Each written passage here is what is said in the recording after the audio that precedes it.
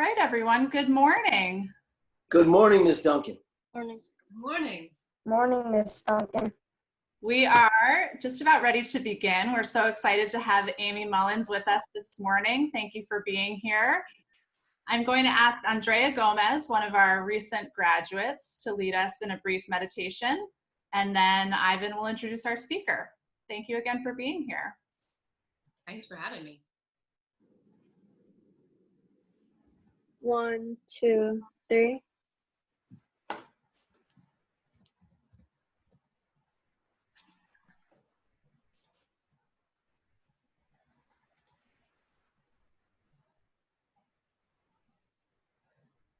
One, two, three. Good morning. Great minds think alike. I got an email from probably the most magical person in this dark time for Spanish Harlem and the East Harlem School. Devin said, let me help you put together a summer speaker series. And then probably within the same 12 hours, Aimée and Rupert got in touch with us and said, let's start a summer speaker series. So here we are with this amazing opportunity, and Aimée, one of the people who created what I call Devin's Summer and Spanish Harlem Speaker Series. That Aimée is one of the strengths behind the planning, but she's going to be in front of the camera today, and that thrills me no end. From the heights of Formula One racing to filmmaking to the heights of high fashion last week with the amazing Derek Blasberg. Now we have somebody who has done it all, a true Renaissance woman. The charge that Devin and Aimée and Rupert had is to have speakers who have the will to excel, but also a gentle grace and generosity of spirit that inspires others, and that has also led them in their climb to the pinnacle of their profession, or in Aimée's case, a number of professions. I look at the wide universe of humanity that Devin and Rupert and Aimée are bringing us and see how things converge on certain fundamental human virtues, moral song lines that carry through the lives of exceptional people. Aimée Mullins is no exception to this pursuit of excellence and deep humanity in this, our summer of suffering, but also of great hope. Aimée is family. And so, I've been nervous in preparing all these introductions, but probably less nervous with Aimée than anybody else. And the part of the reason I told Aimée this is because the students have seen your videos and read about you and know you're bona fide, so I'm not going to go into great detail about your biography. And they have put together, I think, the best list of questions that I have ever seen, not just by children or adolescents, but probably by a host of wizened and experienced journalists. And that is really a tribute, Aimée, to your amazing ability to use the spoken word to bring light and clarity and hope to people, and also your galvanic presence on the screen. So briefly, Aimée, you are a world-class athlete, record holder, Olympian, fashion icon, actor, producer, motivational speaker, and humanitarian.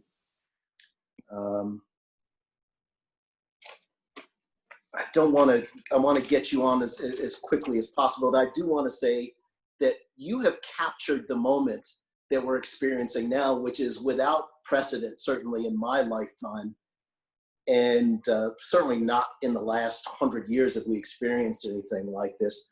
But you gave us the guidebook to the COVID pandemic and all pandemics before and after, and really it's about the human spirit. You talked in one talk about poetry, and you said poetry elevates the banal the neglected object to the realm of art. It lifts the ordinary, something that we don't pay attention to, and brings it to the realm of art. Poetry can transform the thing that might have made people fearful, like a pandemic, like otherness, like being Black or Mexican, or a woman who wants to be a leader. It can transform something that might have made people fearful into something that invites them to look a little longer and maybe understand. And you were talking particularly about your life voyage, but it's really on the realm of poetry and synecdoche, this simultaneous understanding. That's the Greek root of synecdoche, kids. It's simultaneously seeing what's local and what's immediate, and then bending it out to something that's universal. And so your life is an exquisite gem that is unique, but it's also this universal hymn to excellence and mastery and deep compassion for oneself and for the planet. It is my joy, my pleasure, my honor to introduce my friend, our friend, humanity's friend, our beloved Aimée Mullins. It's probably the best introduction I've ever gotten. Thank you. Thank you, Ivan. I love what you were just saying. The way I've always thought about what you aptly termed as synecdoche is finding the universal in the personal.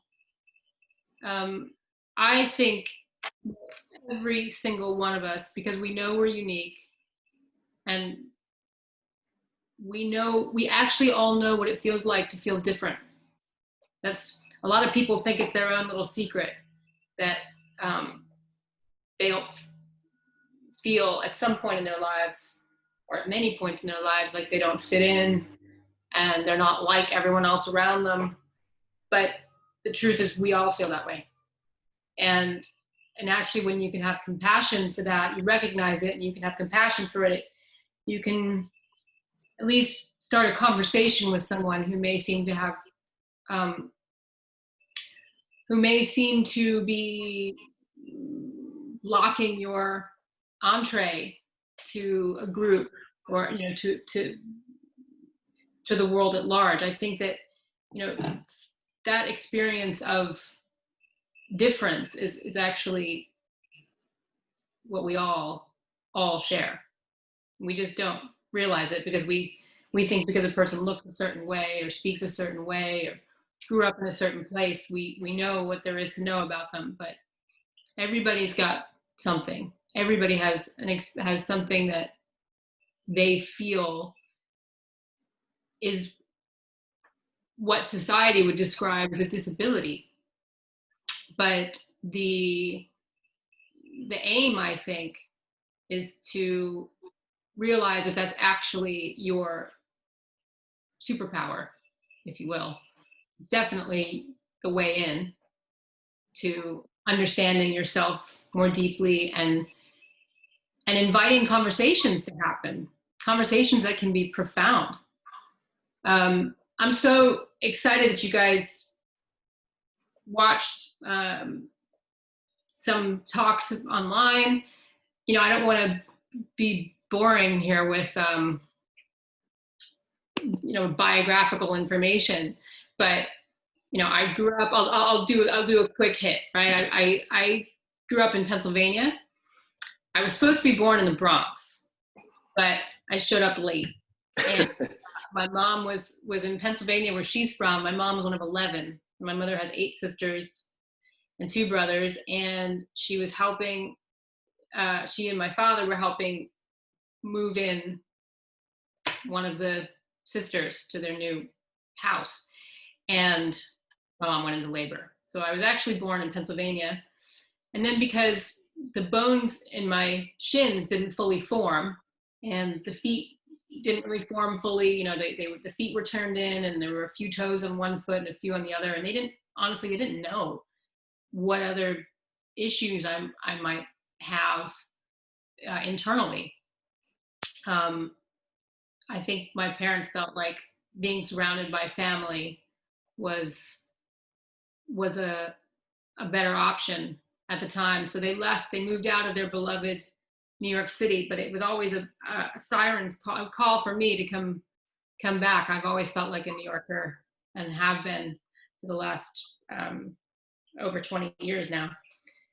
And so I grew up in Pennsylvania. My dad's an immigrant from Ireland. He's a plasterer by trade, but he also worked in a factory that makes batteries for automobiles. My mom had worked for she was a quality tester at Kraft, which makes a lot of foods. And then she cleaned houses. And so I had to join her after school for cleaning houses before I went to my own job, which was getting to pull ice cream and frozen yogurt cones. I'm still really good at getting like 5 swirls on it. Yeah. But yeah, so I have 2 younger brothers. I grew up with literally dozens of cousins, and they're all still there pretty much in Pennsylvania. And I grew up not knowing anyone else who was an amputee. So basically the doctors told my parents I would never walk, I would never have any kind of independent mobility, but they could try amputation, and then if I got prosthetics and could learn to walk with prosthetic legs, then maybe I had a chance. And so that's what happened. So I was a baby. I was one when they performed the operation, and I was 2 when I was fitted with tiny little wooden legs. So I learned to walk with prosthetics, run, swim, did everything. And I mean, you know how it is. A lot of you have younger siblings, or you have young cousins, and you see that children are curious naturally, and they also presume that you can do things. They don't presume that you can't. So I played sports and played, musical instruments. I did everything that that all the kids were doing around me. And there were some interesting issues that came up because wooden legs have their issues, you can imagine. You're not really supposed to go swimming with wooden legs because the wood rots. So in 2nd grade, of course I had been swimming with them. We were in music class and we were dancing, and I heard this and I looked down, and the bottom half of one of my legs was like over there, and I was over here, and everybody was screaming and freaking out, and the teacher fainted, boom, right on the piano. And all I remember thinking was that my parents were going to be so mad because insurance wasn't going to cover a new leg. But 2 years later, they invented a waterproof leg, which was this color, white. Like, I don't mean Caucasian, I mean white. White plastic. And it was so good at being waterproof, it was buoyant. So I learned this when I went off the high dive at the local community swimming pool. I went off, went down, and came straight back up, feet first. They were really so good at being waterproof that they were horrible for swimming. But eventually those legs actually saved my life. When I was swimming down at the shore in New Jersey, I was about 8 years old, and I was a good swimmer, but salt water, of course, makes things more buoyant than fresh water or a pool, like chlorinated water. And I was being taken in an undertow and didn't know that you're not supposed to swim against the undertow. So I was getting tired, and my parents were dealing with my 2 baby brothers, up on the shore, and I realized that my vantage point, I was really going down the shore from them. And all I could think to do, because I was starting to, I grew so tired trying to swim that I remember thinking, okay, well, at least these legs are buoyant. So I took each one off and I stuck it under my arms, and these horrible peach feet bobbing up out of the water and these white legs, and a lifeguard saw it. Wow. And I think he was equally traumatized for a while from that experience too. But I remember thinking, okay, these horrible, ugly legs that I hated because, man, I would sprint. My brothers always teased me that that's where I got fast, was because we would be the last people to get to the shore on a holiday. And we were like 300 blankets back from the shoreline, and everybody stares. You got glowing white legs with neon peach rubber feet. And I would just run as fast as I could to just try and not feel everybody staring, And eventually one day you realize people are going to stare, and they're staring because they're curious and they don't understand, and they've probably never seen anything like that. And it was one of the best things I ever did, was to invite people to ask me questions about it. Because once I got out from under my own feeling of shame that people were staring at me and making me feel so isolated and so different, I could invite people to look and ask questions, and and it really helped change things for me. It changed a lot. But then I won a scholarship to university, which I would have had to do I ended up going to Georgetown, and college is expensive, and that wasn't really, we wouldn't have been able to afford that. So I was very lucky to win a scholarship. And the deal was, you work, they pay for you to go to school, but you work for them in return. So it was from the United States Defense Department. So basically my summer job when I was still just turned 18 was working at the Pentagon.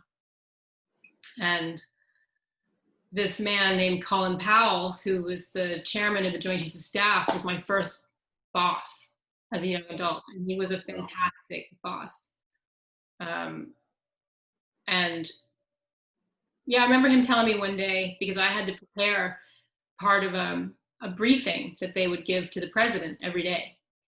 And so I worked in a section of intelligence called current intel. So it was literally the break, like what's happening around the world. Is North Korea, they moved 3 tanks up to the border, or what's happening in Lebanon or Syria, and so you had to present this very accurate, like what's different from yesterday, what's happened. And I remember him saying, Aimée, tell me what you know, but more importantly, tell me everything you don't know. And I remember being very taken by that, because he was, in school, a lot of times we're rewarded for kind of knowing things, and we're often not encouraged to say that we don't know things. And sometimes we feel ashamed about it. And I think that was a lesson that I took with me from that job, was that it's really okay not to know, and to ask, because that's part of the human experience. So in college, it was when I started running. I had played softball and, like everything you could play, I played it growing up. But I knew that this Pentagon thing was not going to be for me. It was not where I wanted to spend it was, I was far more interested in the arts and acting and, painting. I loved painting. And spending a lot of time in hospital as a kid was me being in the art room and reading. I could go away in my head, and I learned to develop a huge imagination, because you can go anywhere in there if you can't physically move, which I couldn't at the time.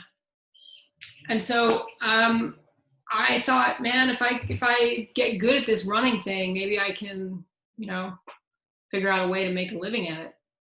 And I didn't know much else than that. I ended up signing up for a track meet, and I had never actually run the distance that I signed up for. And I have to say, sometimes, not knowing and committing to something is a very, very good motivator. And I did. I went up and I was terrified because I still had like the wooden legs, basically. And you get new legs like every few years because you grow, but basically I still had these wooden legs with a rubber foot. But what was happening then was looked like a RoboCop leg.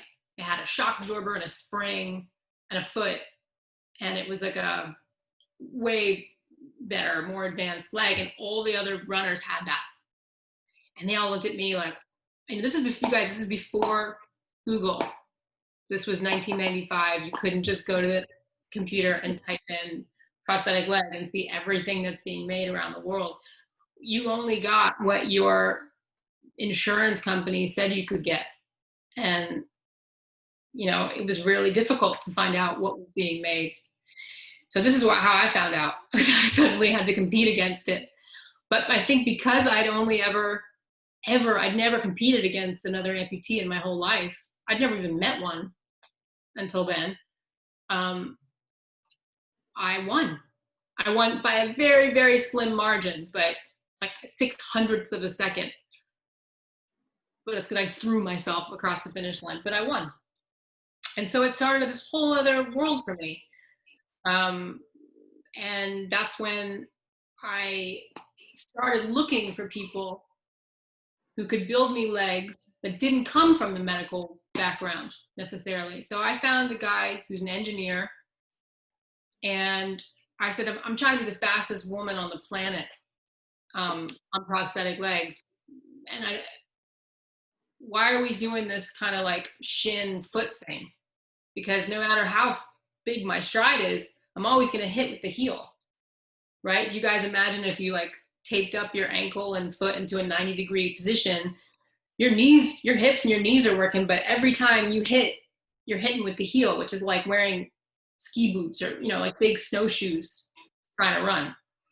So that's how this guy invented the cheetah leg, which is the kind that looks like, like an upside down question mark. And now it's what anyone who's an amputee uses. I mean, I've seen them put it on racehorses, dogs. I've seen all sorts of things get one of these running legs.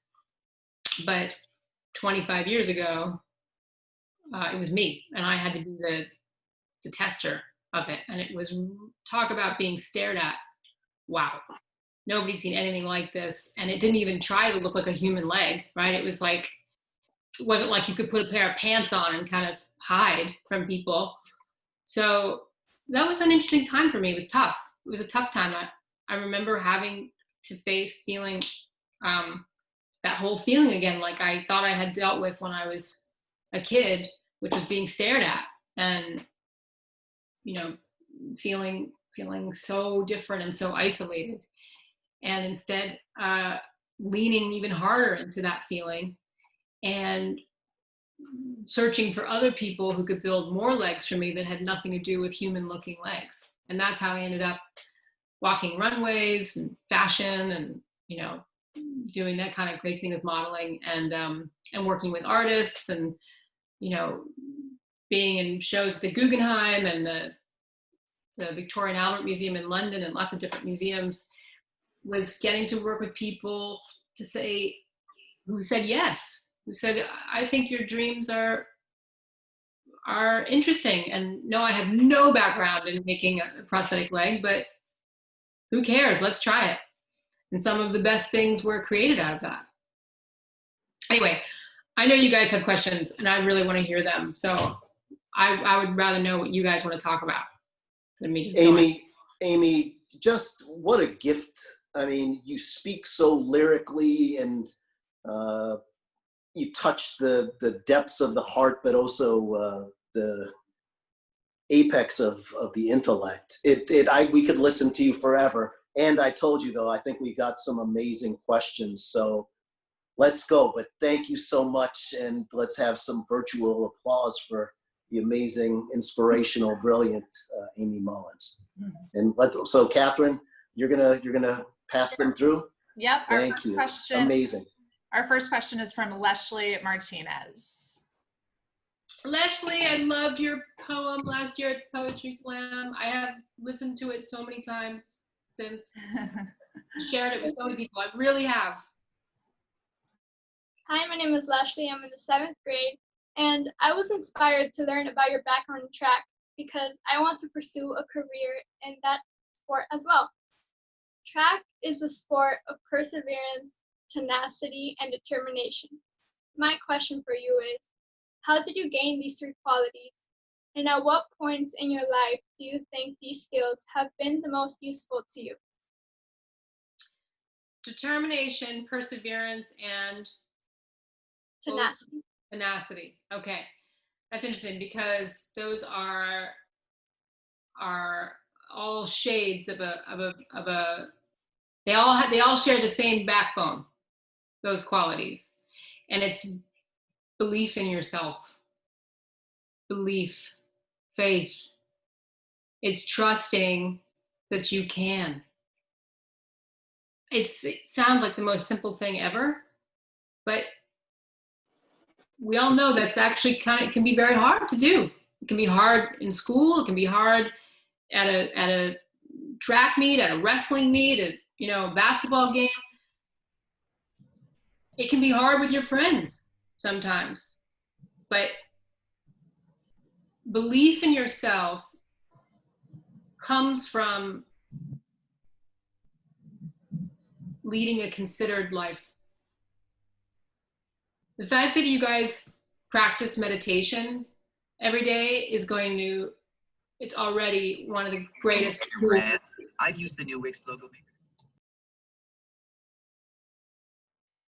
It's already one of the greatest tools in your toolbox, because reflection on who you are, who you want to be, who were you, because we're changing all the time. You want to be growing, evolving, and it's important to look at the wholeness of yourself, because we tend to want to only look at our strengths, but what we think of as weaknesses are also important, because they either show us where we need to stretch further and try harder, or it shows us where we are completely and utterly and wonderfully human. And we can have compassion for others' weakness when we acknowledge our own, and we can see when other people are trying and trying to be better, to do better. And we fail and we fail again, and we keep getting up. But you get up because you believe in yourself. And,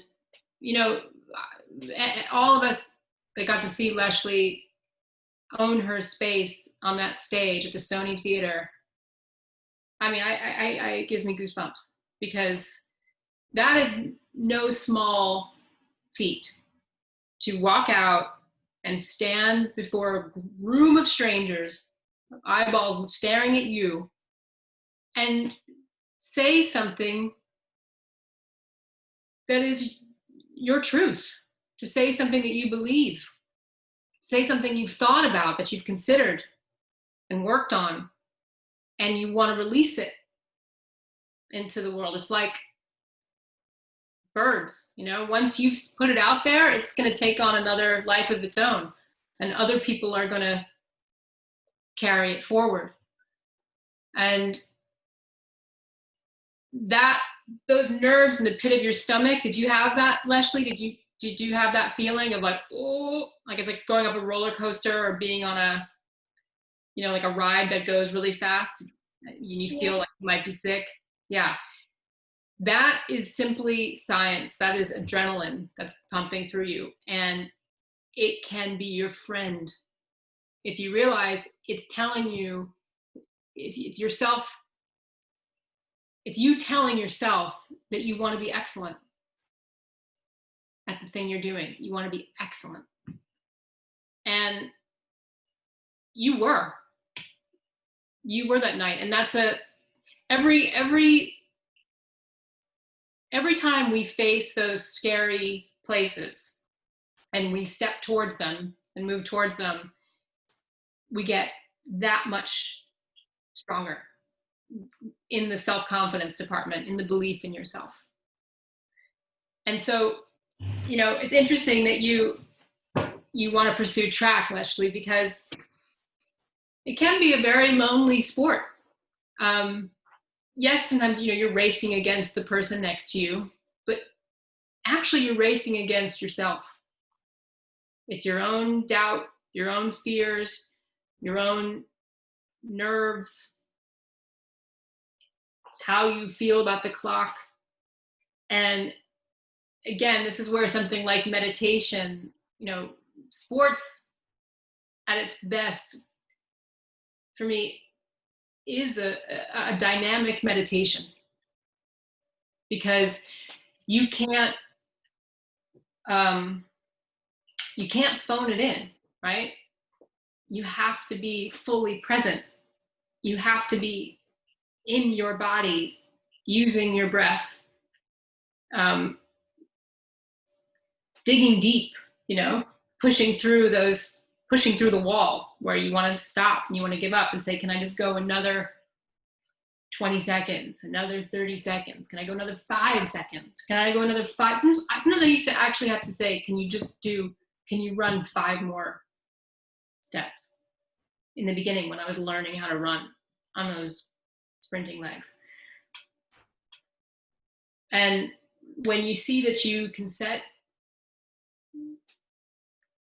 wildly unrealistic dreams, and then practical step by step, which you don't know, honestly, I didn't know how I was going to get from never having run track before to an Olympian. All I knew was the first, from A to B, sign up for a track meet. Then get the best sprinting gear you can get the best legs you can get. I didn't have any health insurance. I didn't have any money. It was totally asking for help. And I did. And people that I've never seen again, before or since, when I told them what my dream was, that I wanted to be the fastest woman on the planet on prosthetic legs, they helped me. I had a guy at Radio Shack tell me see, now everyone, we can just use our phone, right? But back in the day, you had to get a video camera and a tripod and stand it, and you could film yourself so you could watch your form, so you could see, okay, I need to pick my knees up higher, I need to scrape the ground harder, I need to, like, I'm holding tension in my fists. You know, this was like a few $100s, something like this. And the guy sold it to me at cost, which was like wholesale, meaning, you know, a third of the price, because he wanted to be part of helping me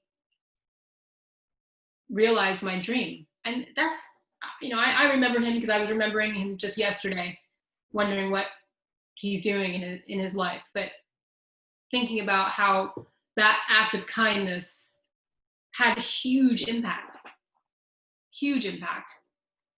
So I would say, Leslie, that and it's not stamina, it's what was the third thing you said, Leslie? Determination, perseverance, and tenacity are rooted in self-confidence. Perfect. All right, we're going to go to Sitlali next. Hey, so you guys are just killing it with the questions. You don't have to reintroduce yourself, so because Ms. Duncan, so just go right in, Sitlali. Okay. So we see society define the word normal like this. Having an average IQ of 98 is normal. 5'2" if you're a female or 5'7" if you're a male is also normal. Heterosexuality, normal. A specific number of limbs, normal. So my question for you is, what is your opinion on this matter? Um, if you were to change the meaning of normal, how would you change it? Okay, that is fantastic. I don't think there is normal. And I get into arguments with medical professionals about this because there is a word normative which can apply to a baseline metric when you're examining data, right? Like most people have 10 toes, 2 feet, you know, but not everyone does. And my issue with language is how we use it. I think the word normal is casually used to describe the exact scenarios you said, Tali. You know, heterosexual, how many limbs you're allowed, you know, that you come into this world with. And when we use a word like normal to isolate others and to make others feel abnormal, that's irresponsible. It's irresponsible of us. We should always be thinking about words and ideas that invite people, that bring people together, and if people can't find a common ground right off the bat, at least they can have a conversation and they can have an exchange of ideas, which is so important. Those conversations are so important. And there's a lot of difficult conversations happening right now and these last few months, and they're necessary. And some people are probably better at inviting those conversations than others, but it's important that we have them. It's important that we try. And if I were to change the meaning of normal, I don't think I would change the meaning. I think I would change the application of it. Tali, do you know what I mean? It's like the word disabled. It's a completely valid word.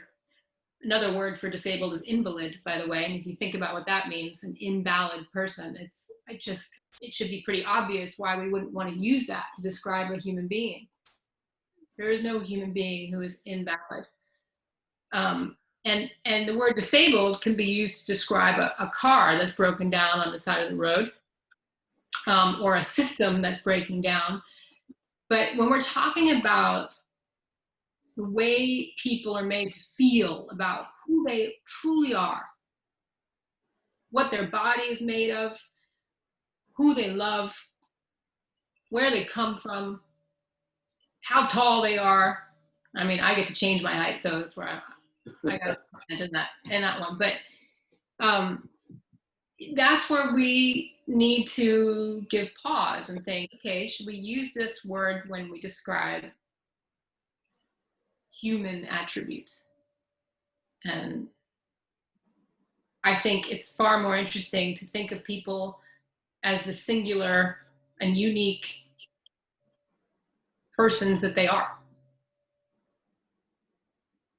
Wonderful. Thanks, Amy. We're going to go to Zaida next. Hi, Zaida. Hi.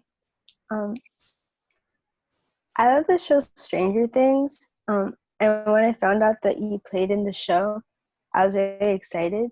So my question for you is, how did you feel working with the cast members and being a part of the show? And looking back onto your role, how do you think you've improved as an actress?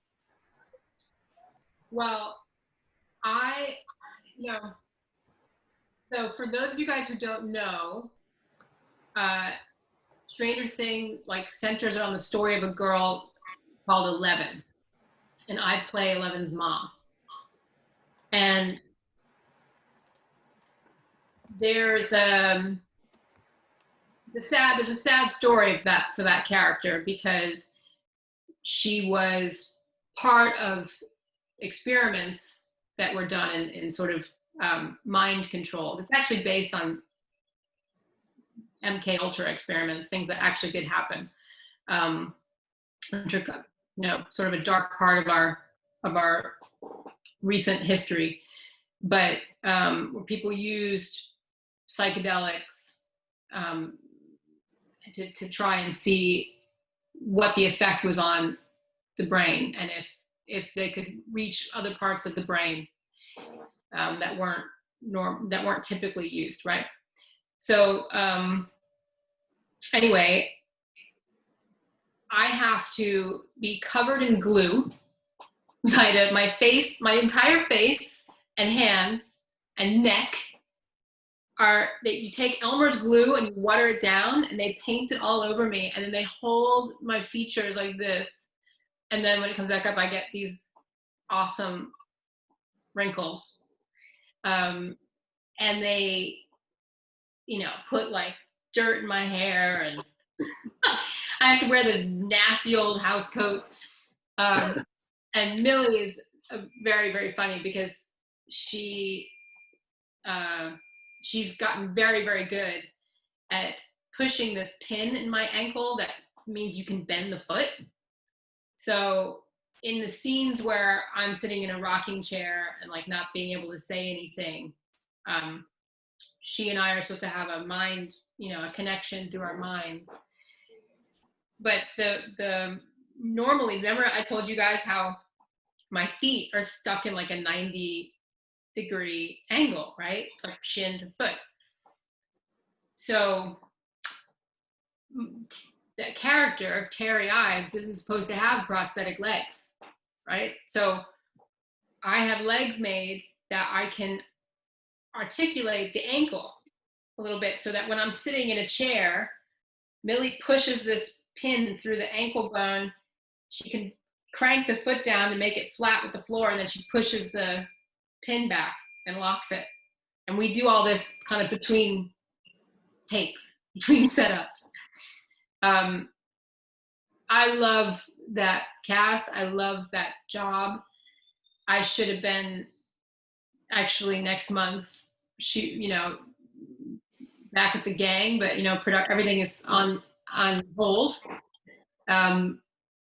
We've all lost, we all don't have work for probably 12 months. But it's been really fun to see, we didn't know that show was going to be the success that it is. And, my part in it's very small, but it is something. It was the first time I played a mother, because I'm not a mom myself yet. And, I actually met Millie on the day they shaved all her hair off. And she actually was 11 years old. And she just turned 16 this February. So it's really something special when you have a group of people that come together. We all come together to serve a purpose higher than our individual selves. And that's to make this fictional world come alive and tell this story. So I'm really happy that you like the show. Thanks, Amy. We're going to go to Catherine next. Hi. Hi, Catherine. Hi. In your TED Talk, you spoke about how adversity should be embraced instead of an obstacle we all try to get around. I know some people who are afraid to accept adversity because they feel that it will defeat them. My question for you is, what advice do you have for people who are fearful to accept adversity as a part of their lives? That's a fantastic question. My instinctive response is to say, that's okay. No one says you don't have to be to feel fear. Fear is a natural part of human experience. Fear is a fantastic informant, Catherine. It's why we look twice before we step off the sidewalk, because there might be a bus coming, right? Fear is that, you know, when it's used as an informant, it can be a great motivator. You know, it's why we endeavor to do our best in school, because we know that, you know, the more opportunities we can procure for ourselves, the better life is. The more options is usually a good thing. But you just can't be paralyzed by that fear, metaphorically, you know, or physically, to be honest. But it is, because sometimes fear can be that bad. And I feel it. I absolutely still feel it. I still would rather not get up in front of a room of 20,000 people, 5,000 people, a few hundred people. I would do this all day to talk to you guys, but you know, it's really, really scary to walk out on stage and everything's shaking, and I'm already, you know, walking on stilts basically, and I'm trying to look nice for the audience, so maybe I have a dress on or heels, and now I'm thinking like, oh my gosh, I'm wobbly, I'm just gonna fall over in front of everyone, and the hamster wheel starts turning. There's like a bad hamster in there telling you all the reasons that you're gonna fail, and you're not gonna meet this adversity as the dance partner it is. And that's really all I'm saying, Heather, is that the more we do it, the easier it gets.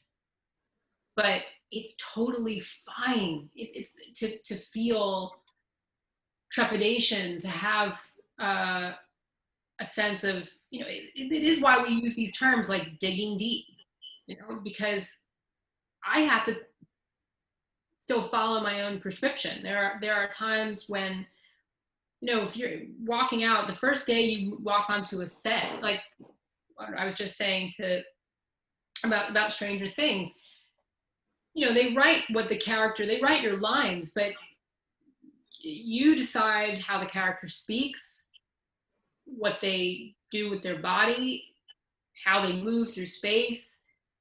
And that first day on set with your fellow actors and about 500 people on the crew watching you, including the people who have the decision to hire or fire you, it is scary, because you have to trust that you have to double down that I brought something to the party and here it is. And at the same time, be open enough to be able to pivot, so that if the director says to you, you know, I'm really interested in this, but why don't we explore this idea on this line? Maybe think about how your daughter made you feel on your last birthday, you know, and that's a wonderful thing to have someone else's input. So I think this is where some of these ideas, like see it as a dance partner, you know what I mean? Like it's coming at you, and it could be like a scary linebacker, or you could grab its hands and swing it into a tango, you know? You could decide. So much of it is your attitude.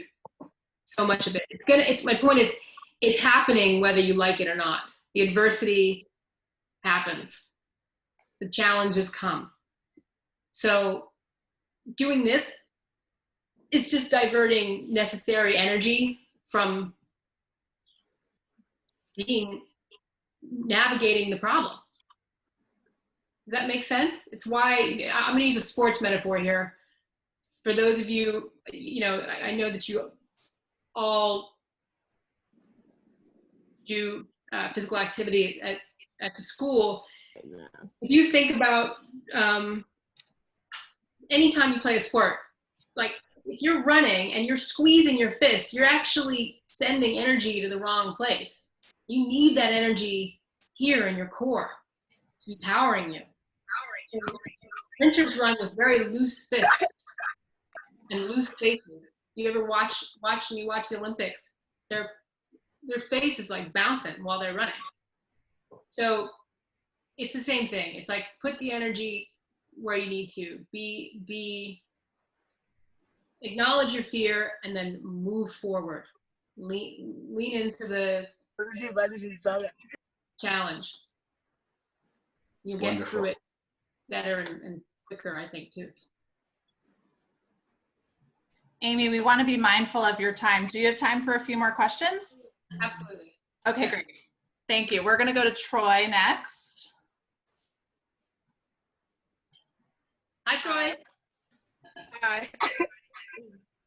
You've been successful in so many different realms. As an athlete, actor, and a model, my question for you is, what was your first modeling job? Can you tell us what the experience was like? My first modeling job was a big one. So I spoke at something called the TED conference. I was a senior in college. I had no idea what it was. All I know is I had never been to California before, and someone offered me a round trip plane ticket to California. And then I get to skip the history exam. I go out to California, and it's like, all these masters of the universe types, like heads of corporations and heads of state and everybody in this room. And I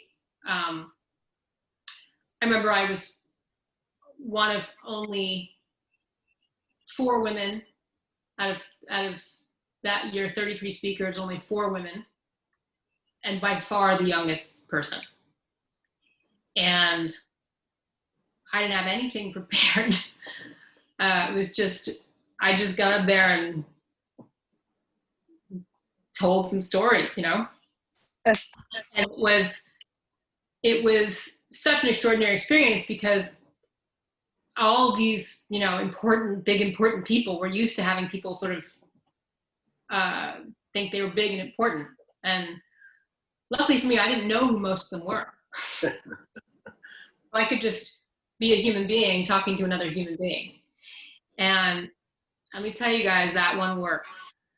Keep that in your back pocket. Just be a human being talking to another human being, even if they are big and important.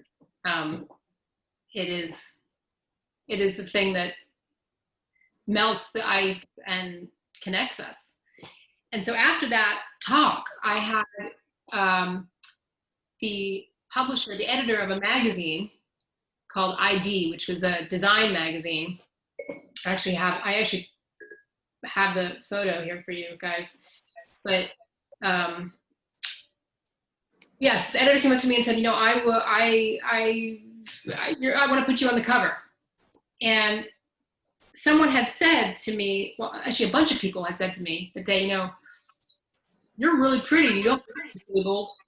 And I was like, no, that's really interesting because I don't feel disabled. But it was so, like, what I was learning was that they thought what they were really saying was, you don't look like one of them. You feel like one of us. Like, we should be able to tell that you're different, but you're just actually a human being. And I found that amazing that people were, admitted, I was getting information there. They were admitting something to me that they didn't know they were admitting. And I thought, well, this is interesting because I bet you guys have swimsuit calendars on your garage wall with, all sorts of Photoshop that's been done and probably some other, surgeries that have been done for, I was like, why is it that,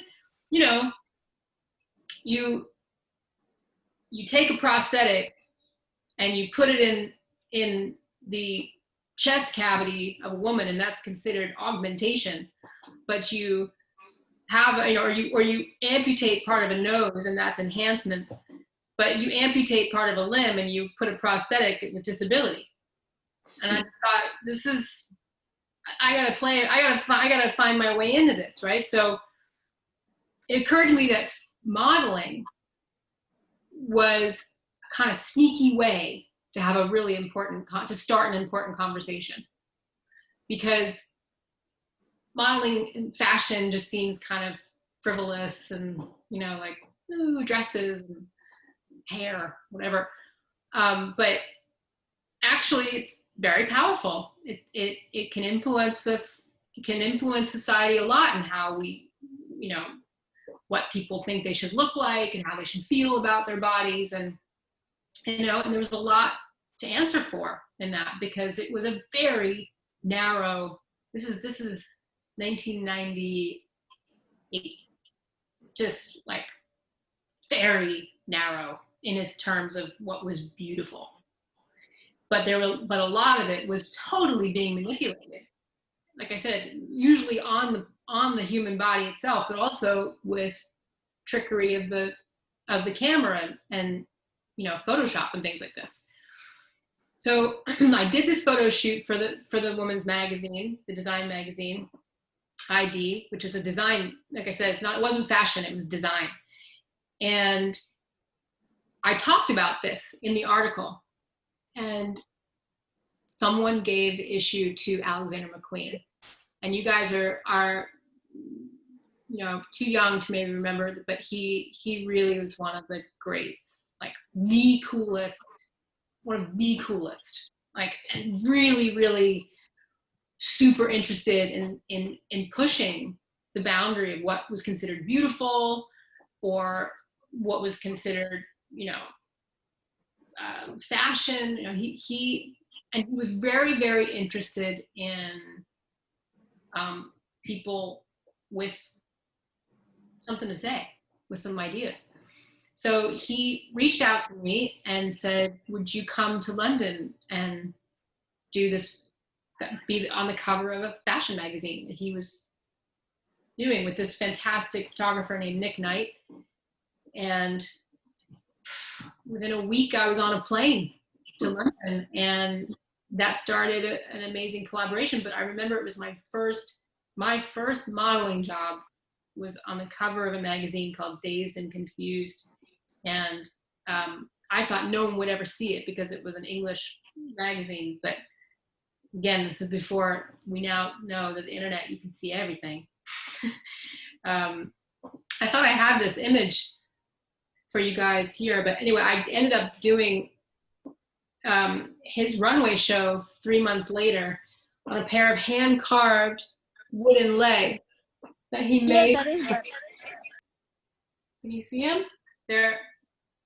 So that was that was my first runway show.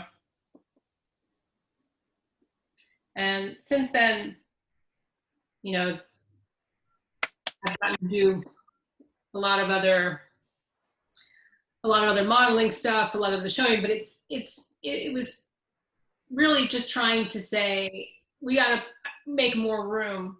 We gotta make more room for more people, more types of people, more faces, more bodies. When we look at, you know, billboards and ads selling us stuff, we need to see more diversity. And it's happening now. But at the time, 20 years ago, it was a really big deal. And I was on the cover of the fashion magazine in my sprinting legs, and everybody thought that was Photoshopped. They didn't know it was real. They were like, oh, that's an interesting image they made up. Amazing. Wow. Aimée, we're going to go to Miriam next. Sure. You have broken so many barriers in your career as an athlete, and you have also paved the way for the next generation of female athletes. How do you think we can empower more women in sports? That's a great question, Miriam. Well, there's a law called Title IX that was passed in the early 70s, and it says that no public institution that accepts your tax dollars can discriminate on the basis of sex. And what that means is if a school's going to have a soccer team for the boys, they have to have one for girls as well. Now, unfortunately, it's still not even 80% of high schools and colleges in the United States are compliant with this law. But it's a lot better. I mean, my mother was a fantastic athlete, and she wasn't allowed to play past high school. And it was my generation of graduates that were the first to be able to go into the WNBA. You know, so being aware of I didn't even know about Title IX until I was in my 20s. Like, I literally had graduated college and was invited to a big gala in New York City for the Women's Sports Foundation, which a fantastic woman named Billie Jean King founded in the early 70s. If you guys don't know who Billie Jean King is, she's fantastic. They made a movie about her, well, about one of her specific tennis matches. She's a tennis player, but she was the first person to organize the tennis players, because this is as recent as, 50 years ago, 45 years ago. The men that would go on the tennis tour, they won monetary prizes. So they'd play all week, and then you won that tournament, you got to go home with a big check. The women also were on the tour, and they played as well, and the women got food and their motel room paid for, room and board. That's it, no money. And so Billie organized the first, basically like a union for the women tennis players. And then she grew that into, like I said, the Women's Sports Foundation, because she wanted it to be for all sports. And so now you have, like, say the softball players who want to continue professionally, and they'll start a league, and you'll have, let's just say you'll have corporations that still want to pay men's teams more than they want to pay the women's teams. It's the women that basically talk. You form allies, and we talk amongst ourselves, and you learn, okay, how did the soccer team do it? How did the tennis players do it? How did the golf players do it? So there's still a lot of inequity, but being aware of our history, you should look up Title IX so you know what your rights are, and then use the resources that are available to you, because there's a lot of organizations out there that are committed to making sure that all girls and women have access and opportunity to play sports, because we know that if you are involved in any kind of physical activity regularly, and you do this at least till you're 18, you're going to make better decisions for your own health care the rest of your life. You'll make better decisions for the families that you create for the rest of your life. And it means, and you also have you have an ownership of your body. There's a real pride that comes with the discipline it takes to be on a team, or just get yourself out there and go for a run. I think it's very fundamental in shaping excellence.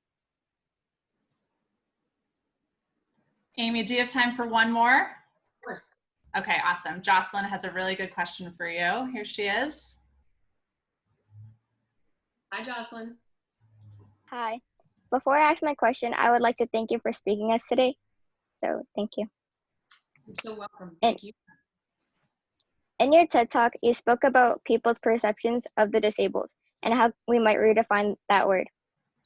I have seen many videos making fun of people with disabilities. As someone who has a family member with a disability, those videos are very unsettling to watch. My question for you is, how can we best educate people on this topic? Oh, that's Jocelyn. That's a fantastic question. I keep going back to the fundamentals, which I think is inviting people to have conversations. Humor is really important. It's important to be able to laugh. It's important to be able to laugh at ourselves. But humor that's meant to, again, isolate, make people feel like that they're wrong, that they, in their own essence and being, are somehow wrong, that they are not normal, that their otherness is, suspicious somehow.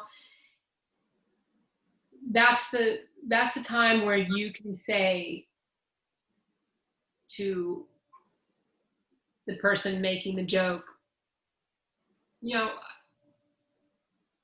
let's have a conversation about that. My experience is this, and have you ever considered that that's actually hurtful? That for a lot of people, until it becomes a personal experience, they don't consider how their words and actions might be hurtful. So I think it is actually our responsibility as human beings to help people understand our personal, like what our personal experience is.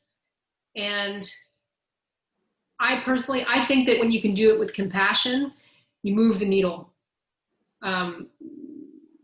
further. Sometimes that's not possible to have the compassion you want to have. Sometimes people, I always think that the best response to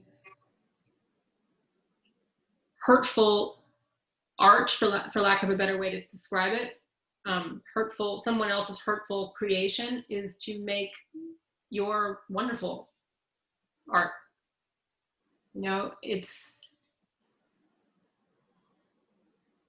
I think educating people through kindness, attempt at kindness, but educating people is a way forward to have a conversation about how, even if it's not personal for them, they can understand how it might feel if it were. That 20% of our population has what society terms as a disability. But that's not including everybody who wears eyeglasses. Everybody who, ends up having, they break their leg or their arm, or they sprain their ankle and they're in a cast, and, they're on crutches. And, when you see ramps on a building or on the edge of a sidewalk, that's really relatively new. That's 30 years old. And a lot of people still feel like various minority groups, right? The disabled, which, again, just to even say that, like, the experience of someone with vision impairment is so different than someone who's an arm amputee or has a prosthetic leg, which is different than, having a hearing impairment, or having a learning disability, or having, the multitude is vast. So even just having an umbrella term is already probably not representing it the best way that we can. And I guess that's when I get back to where we started in this conversation, which is the thing we actually all share with each other is that we actually all are different. And it's a gift, and it's powerful, and there's always stuff to learn from it. So I think, Jocelyn, I'd be very interested to see, you know, how you would comment on a video in a way that could enlighten the person who made it, or how you could make a video that was funny with the person in your family, and to do something that's funny but not hurtful. You know, there's responding with your own creativity is always an extraordinary way to go. Wow, wonderful. Aimée, thank Well, you so much. Ivan, should we do just another short moment of silence to take in all that Aimée offered to us this morning? yes, that would be wonderful. Great. Andrea will lead us once again, and then Ivan will offer some closing remarks.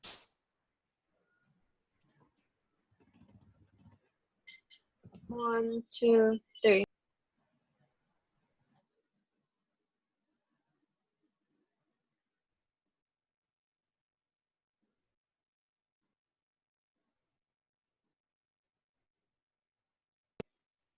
One, two, three.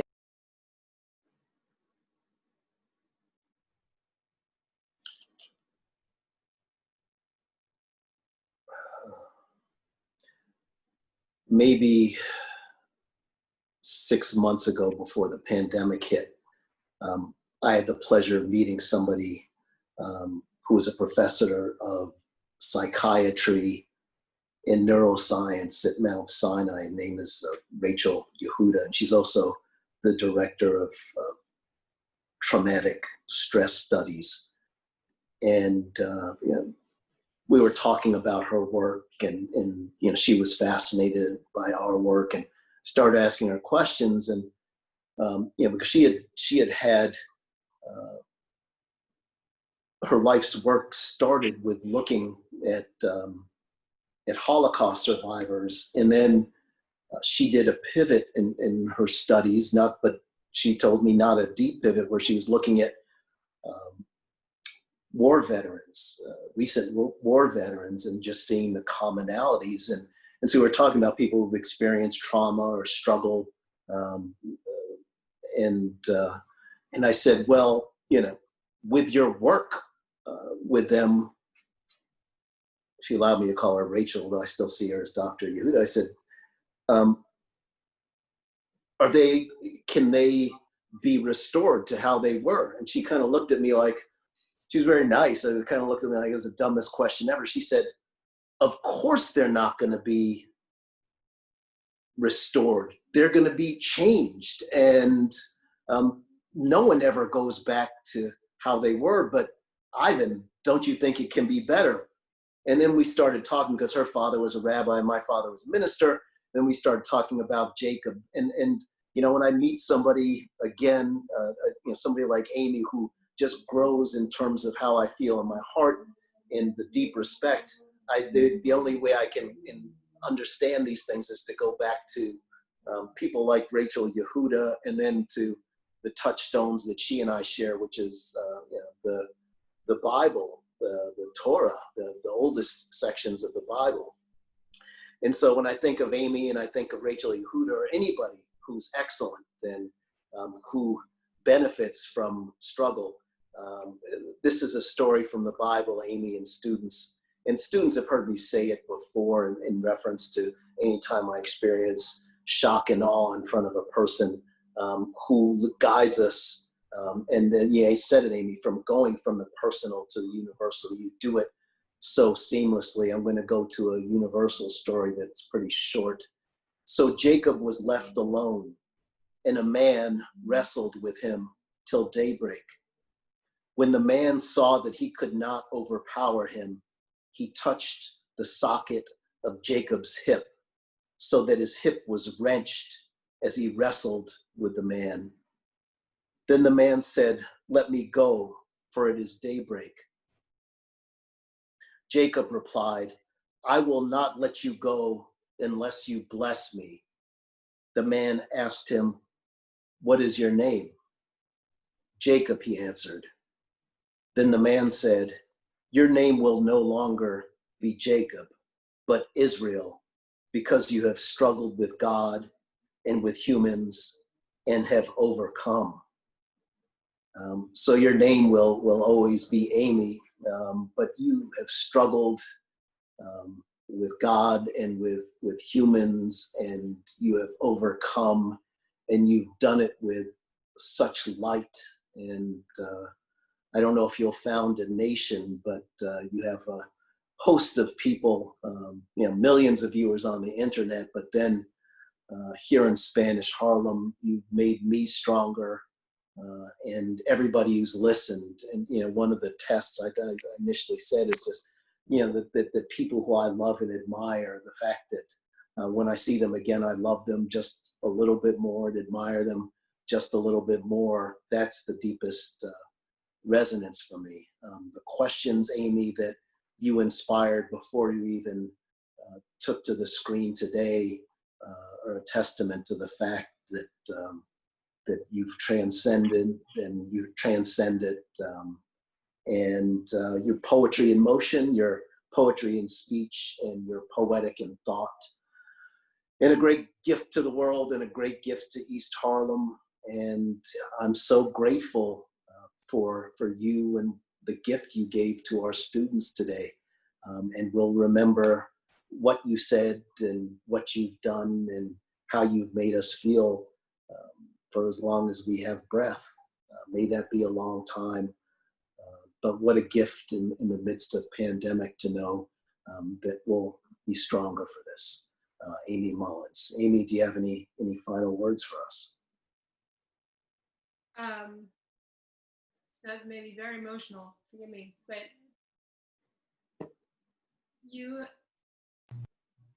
I think all of you know what a gift it is to be students at East Harlem School. You know it, right? Every time, and this is what I tell this to people, so that you go there and you get a tour to usually 8th graders. Sometimes, one time I had a 7th grader too. And they shake your hand firmly. They'll look you in the eye and greet you with respect for themselves as much as for you. And every time I leave, I feel so much hope for the future. And these have been scary times. And I think every time I leave your school, I think I've met today one of these people is going to be the governor of New York State. One of these people is going to be the president. One of these, I know it. You have greatness there, and you make each other great. You cultivate greatness, and greatness is infectious. Surround yourself with as many